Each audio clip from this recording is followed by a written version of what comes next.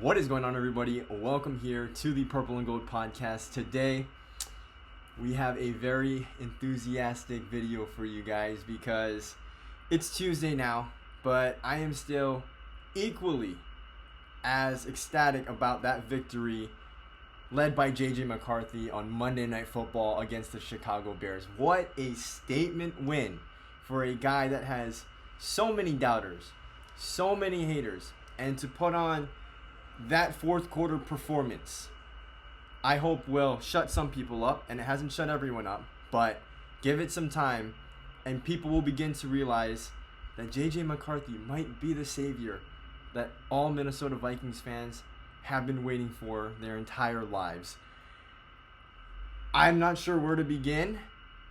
All I know is that McCarthy had one hell of a comeback, a complete 180. I have never seen a team look so discombobulated and come back and just hitting on all cylinders, all gas.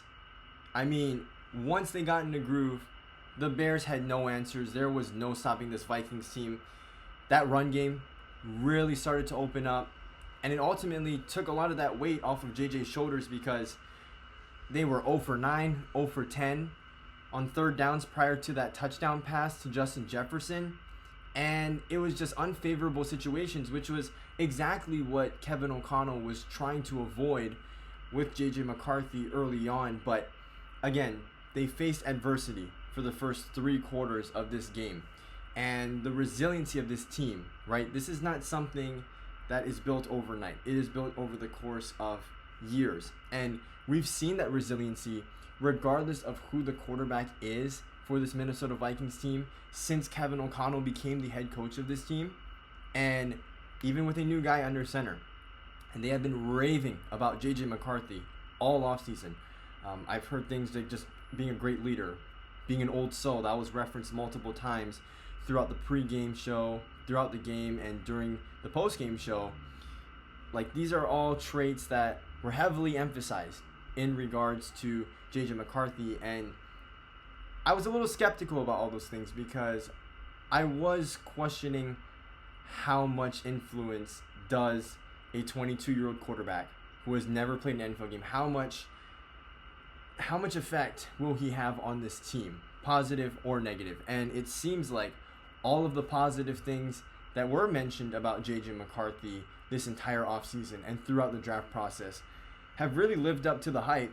And it's a huge reason why this team won on Monday Night Football last night. Like, I think without the leadership, the mentality, and just the ability to stay on track despite everything going wrong for McCarthy, for him to respond like that in his first NFL game on a huge stage, a divisional game, a homecoming game for him on a primetime stage, I am blown away.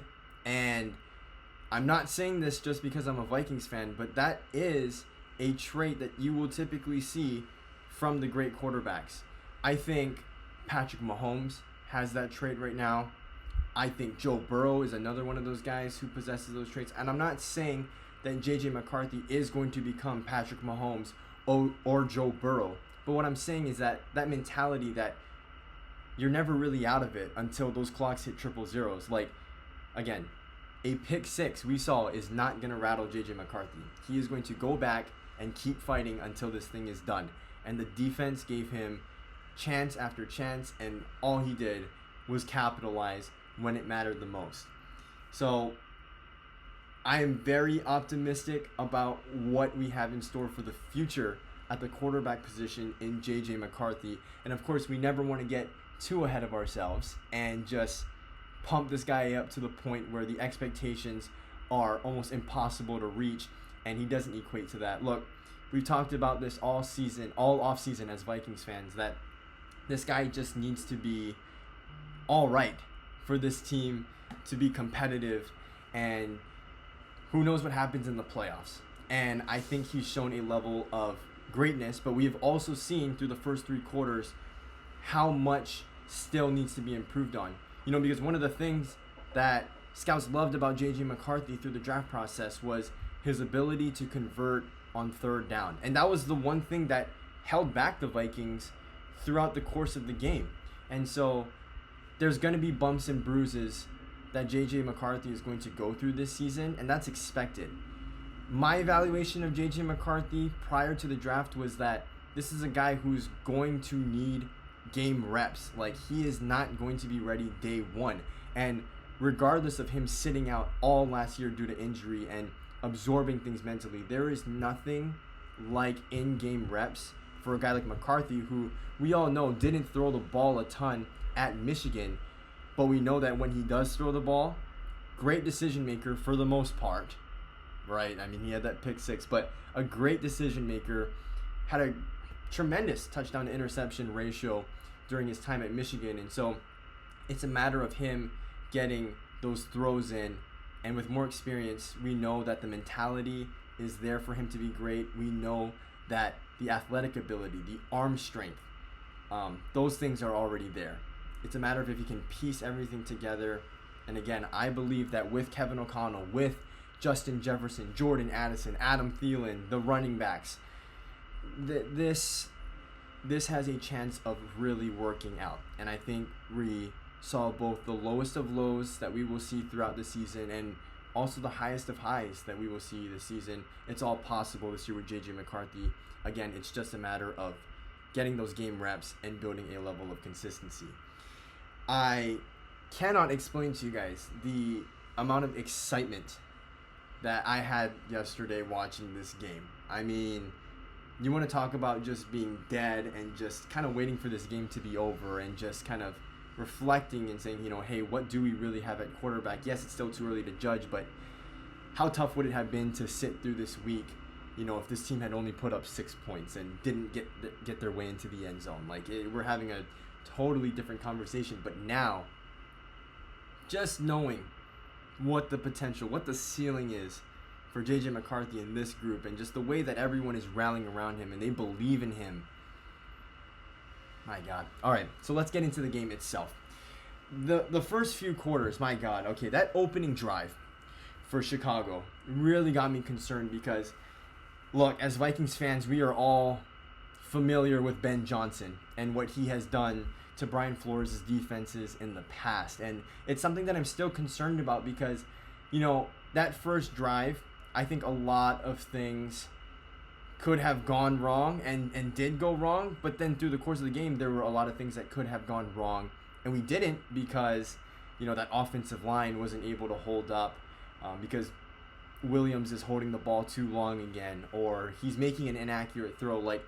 I feel like this Vikings defense got bailed out more times than one yesterday, and I think if the Chicago Bears are clicking on all cylinders, which I think, in the near future, and I'm talking about in a few weeks and at most maybe a year, Caleb Williams is too talented to not get this figured out.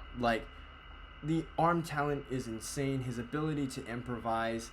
He missed some really, what we would consider easy throws for a former number 1 overall pick and a guy that everyone can't deny has an extraordinary amount of talent. And so my point being is that there is going to come a time where we're not going to be rewarded with those mistakes that a young Caleb Williams is making right now. There will be a time where he will be more accurate and he will make us pay for busted coverage and voids in the zones. I'm nervous because at a certain point, right, you have enough games played against Ben Johnson, you have enough film. When is this going to get totally figured out? When is it going to look like we have control as a defense against this Ben Johnson-led offense? I'm not asking for Brian Flores, to just completely shut down Ben Johnson and give up 0 points or don't allow a touchdown. That's almost an impossible ask.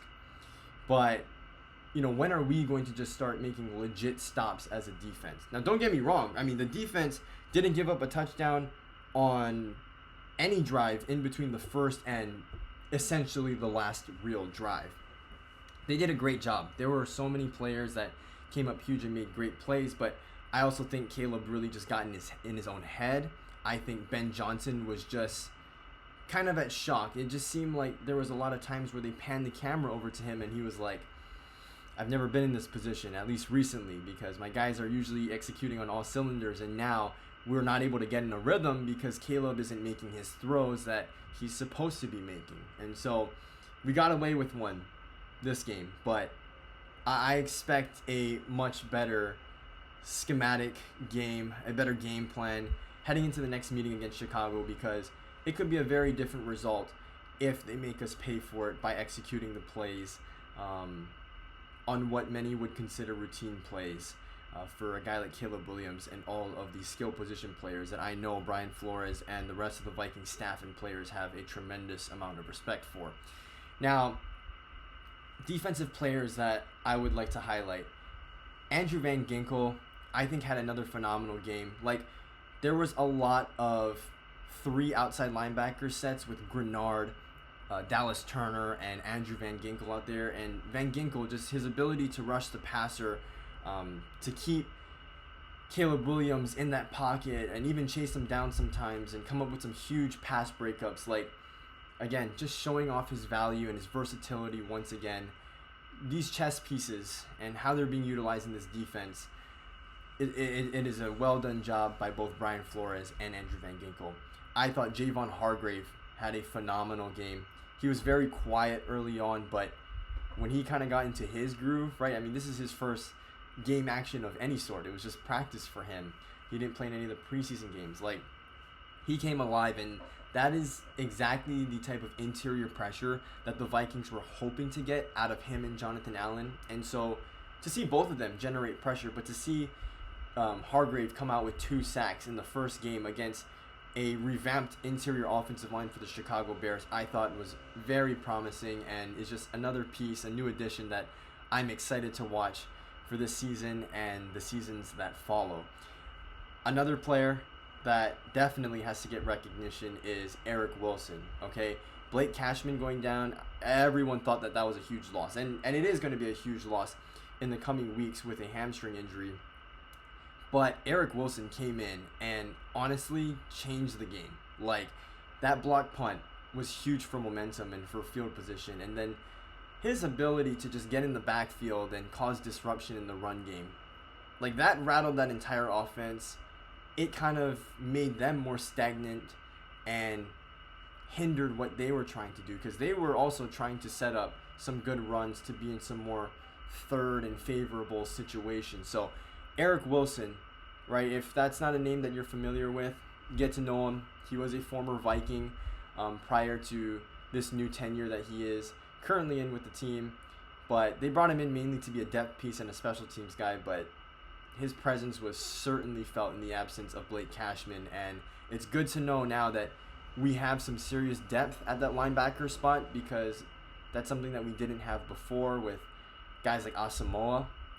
And so to know that Eric Wilson can fill in if necessary, that's huge. That's huge for this defense.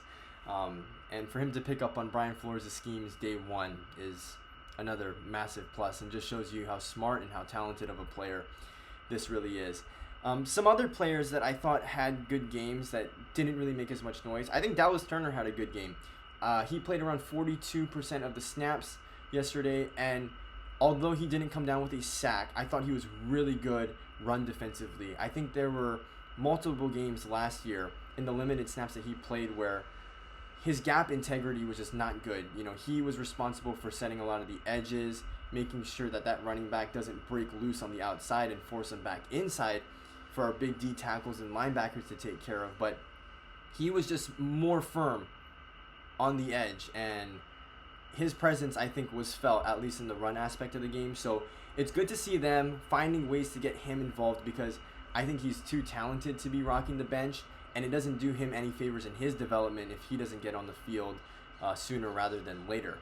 Another guy that I also thought had a great game was Isaiah Rodgers. Isaiah Rodgers silently put up a really good game.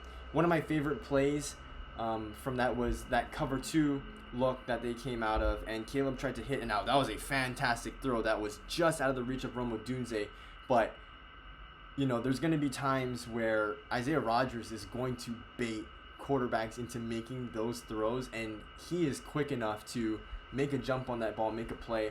he's going to come down with a handful of interceptions this year, and I'm just excited to see what he's going to do, because I think he showed yesterday that he's going to be a vital piece for this defense, just because of his ability to excel in both man with his speed and zone coverage with his instincts.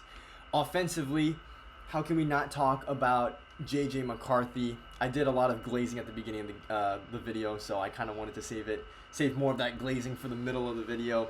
But J.J. McCarthy, like I said, the mental strength to kind of push aside all of the negative things that were happening through the course of the game and to respond the way that he did, throwing 2 touchdowns and rushing for 1.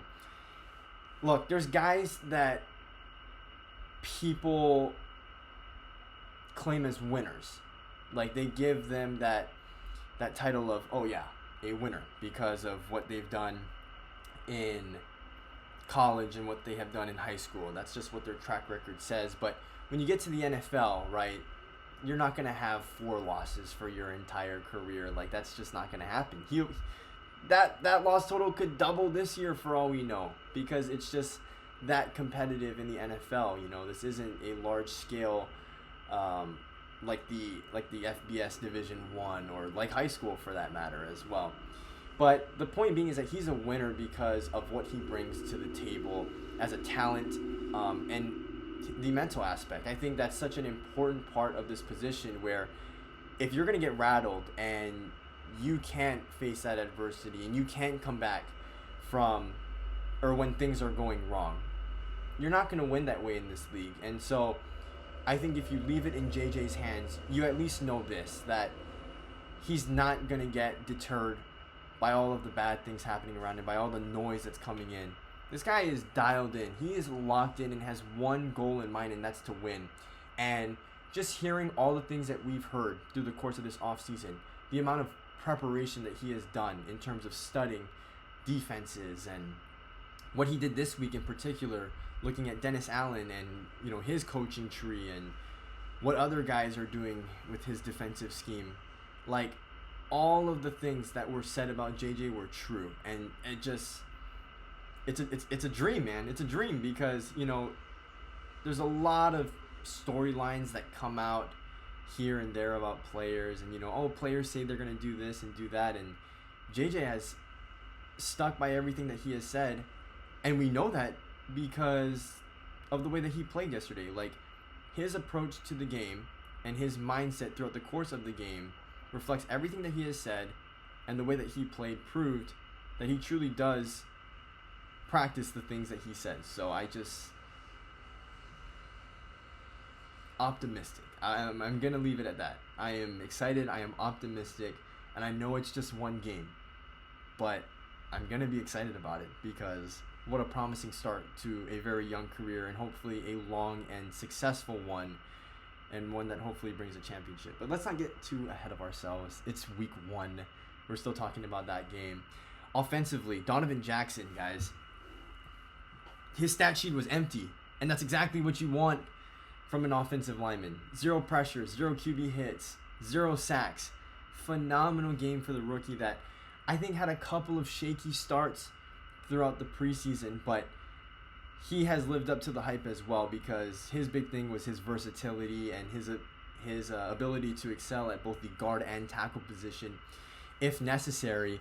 And they raved about him at Ohio State. Ryan Day credited him as one of the main pieces as to why this team, and this team I'm referring to, Ohio State, won the national championship last year. But yeah, I mean, for him to come in just like JJ, first game, primetime game, under the bright lights, and to just put up donuts across the board, which again for an offensive lineman is exactly what you want to see. Outstanding performance. And I want to say, like, kudos to the entire offensive line as a whole. It's a lot to ask for them to go into a rowdy environment like that, because it was loud. And Troy Aikman even said, like, there was a point where that stadium at Soldier Field was the loudest he's ever heard it.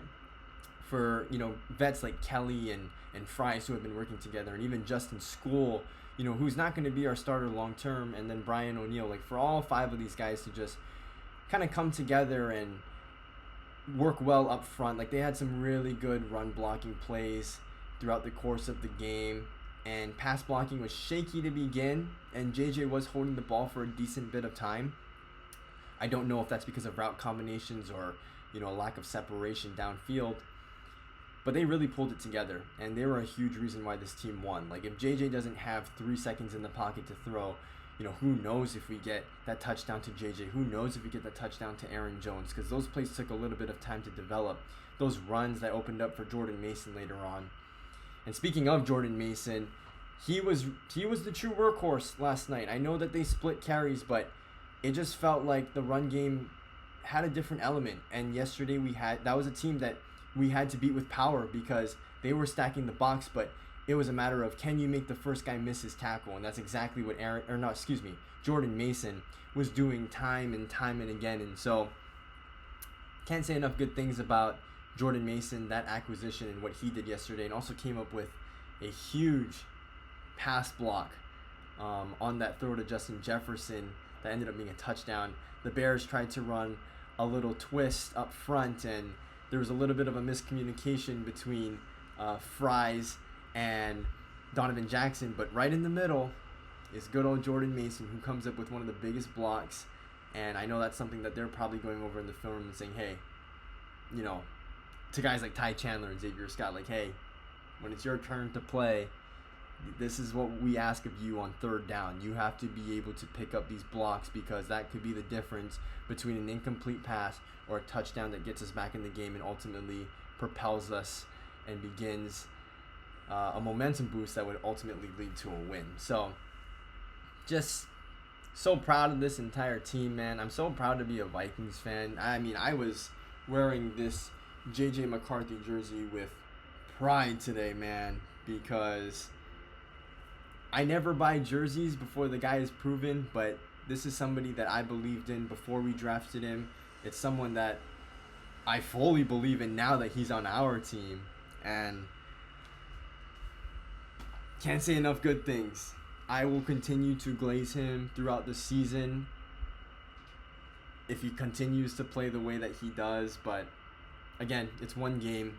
We really did only have one good quarter, so it's important at the same time to temper expectations and realize that, more times than not, it's going to take 4 good quarters to win a football game, not just one. But I just think the resiliency of this team, it cannot be emphasized enough, because that's what it takes to be a championship caliber team. And I just think that this team is headed in the right direction, and the window is now, and that's not a secret. I mean, it was open from last year too. So another aspect of the game that I think should be emphasized more, and if somehow you guys recognize me from this, because I was only on the show for like 20 seconds. I went on to Purple Daily and decided to hop on because I was just so ecstatic about this game yesterday that I just needed to go somewhere and talk, and that was Vikings Vent Line. But I talked about the special teams and how huge they came up, and really, in a way, they were the difference in the game, because it did come down to 3 points, but Miles Price and the blocking downfield for him. I could be wrong, but I do believe Tavier Thomas was one of the guys that was blocking downfield for Miles Price, and possibly Ty Felton. But the point being is that whoever's out there, they're doing a great job. And I mean, like, the Bears gunners were like 10 yards away from Miles Price when he touched the ball, and he just had so much space to run. And we haven't seen that recently. Like, a lot of times the past few years, like, Brandon Powell, if he did return it, there was kind of already someone in the vicinity, and he didn't have much places to run. But that's not taking away anything from Miles Price either, because what he did with the ball in his hands, with all that space, we have a good punt returner. And I think after one game, you could say that this is the best punt returner that this team has had since Marcus Sherrills. Again, Marcus Sherrills, that's huge shoes to fill, and shoes that the Vikings have been looking to fill since he left. But Miles Price has that potential. He showed it yesterday, and so I just think, I don't know if it's personnel or if Matt Daniels changed things up for the special teams, but it looked a lot better in punt coverage. And even on the flip side, when we punted the football, Ty Felton, I thought, looked really good as a gunner. And, that's how he's got to make a name for himself right now, is excel in that special teams role. Kind of like how Adam Thielen did early on in his career. And, you work hard with those small details. You might be rewarded for it, in the future. And so hopefully he doesn't just become a gunner, but he's a good one. And hopefully he excels into a receiver later on. And how about that 59-yard field goal from Will Reichard, tying a Soldier Field record for the longest field goal made in that stadium? That was clutch, considering that Cairo Santos on the flip side missed a 50-yarder earlier in the game, and those 3 points end up being the difference in the game. So, huge kick. I mean, just every phase of the special teams. I even appreciated the small detail of them just bringing out the ball during the kickoff at the end to burn that 2-minute timeout. Like, that shaved off a good 40 seconds from the clock that the Bears didn't have on that final possession where they botched their first play, and then they had to just play the lateral game after that, which almost never works out. So, special teams, again, like the block punt too, which I talked about earlier.